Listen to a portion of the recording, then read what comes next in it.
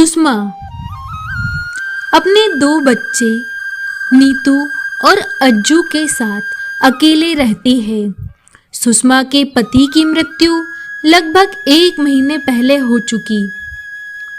तब से तीनों जैसे तैसे अपना जीवन व्यतीत कर रहे हैं। सुषमा कोई काम नहीं करती।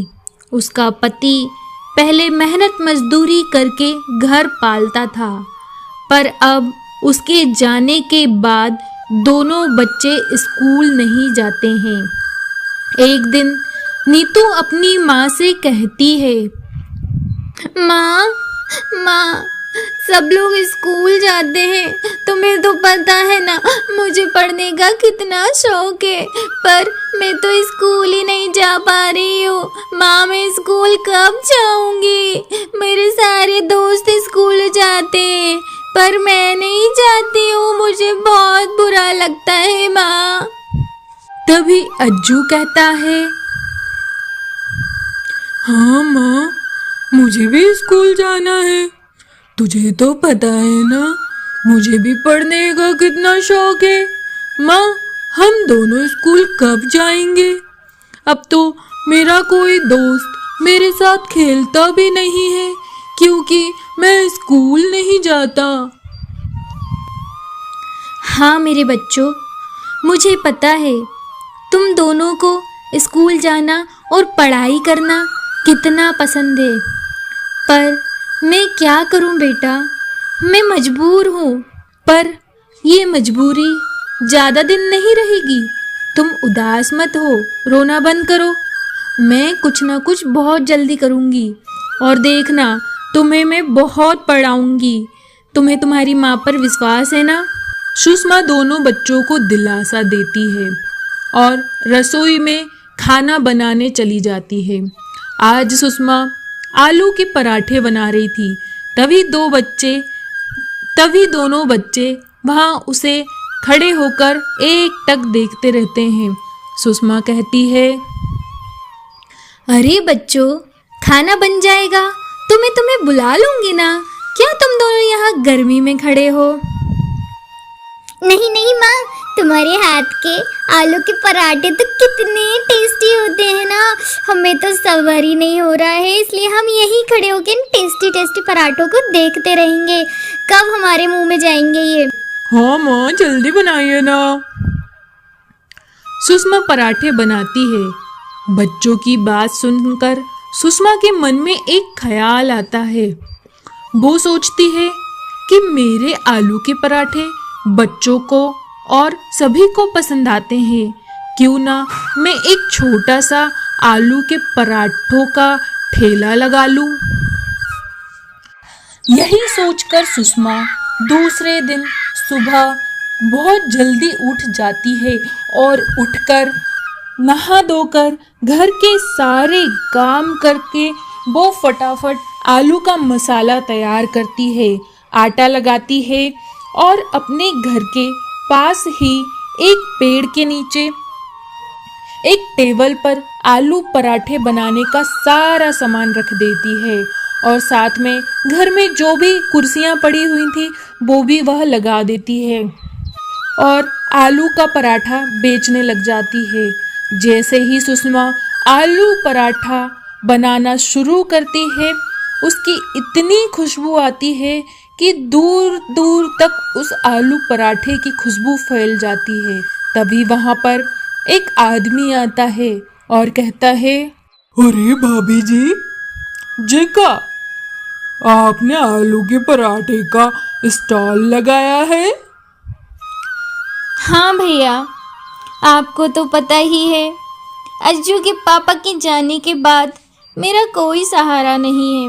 कुछ ना कुछ तो करना ही पड़ेगा ना, नहीं तो बच्चों को कैसे पालूंगी।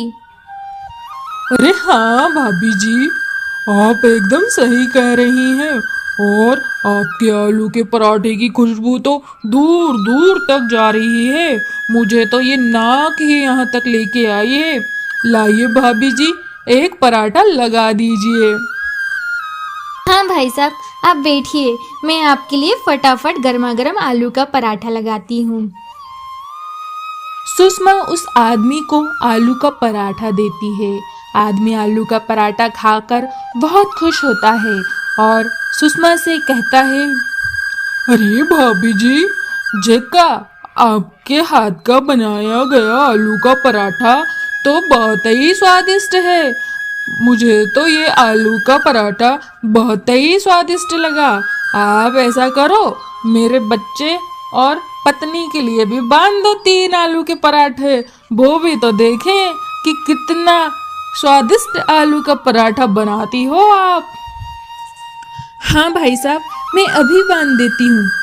सुषमा बहुत खुश हो जाती है और उस दिन 1-2 ग्राहक और आते हैं। दूसरे दिन फिर सुषमा आलू के पराठे की दुकान लगाती है और दूसरे दिन सुषमा के ठेले पर कई सारे लोग आते हैं। सुषमा के आलू के पराठे दूर दूर तक फेमस होने लगते हैं। लोग सुषमा के आलू के पराठे खाने दूर दूर के गांव से भी आने लगते हैं।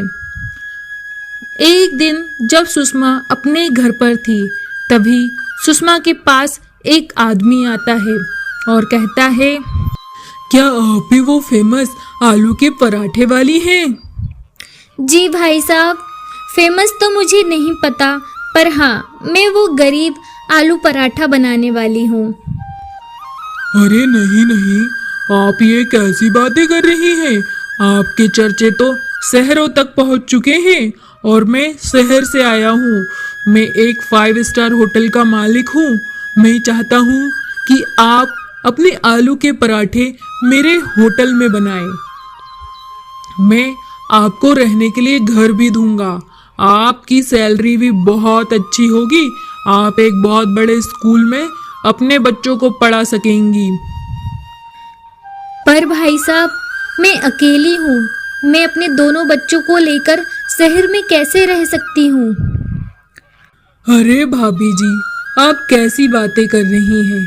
इस कलयुग में हर किसी को अकेले ही रहना है और शहर में ऐसी बहुत सी औरतें होती हैं जो अकेले सारा काम करती हैं। आप सोच लीजिए 2-4 दिन और मुझे बता दीजिएगा। ऐसा कहकर वह आदमी चला जाता है। तभी अज्जू कहता है, हाँ माँ, प्लीज चलिए ना, हम शहर में रहेंगे, कितना मजा आएगा। मैं एक अच्छे स्कूल में पढ़ूंगा। बेटा, पर हम कैसे रहेंगे वहां पर? हम अकेले हैं।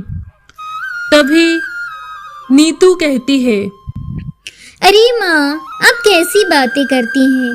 मेरी टीचर ने समझाया था कि हिम्मत और मेहनत से हम कुछ भी कर सकते हैं। तो माँ, आप तो बहुत मेहनती हैं, थोड़ी सी हिम्मत भी दिखाइए और हम दोनों तो हैं ना आपके साथ। चलिए हम शहर चलते हैं। माँ, मुझे पढ़ना है। मैं आपके लिए बड़े होकर बहुत कुछ करना चाहती हूँ और यहाँ रहकर मैं नहीं कर पाऊँगी। चलिए हम लोग शहर चलते हैं।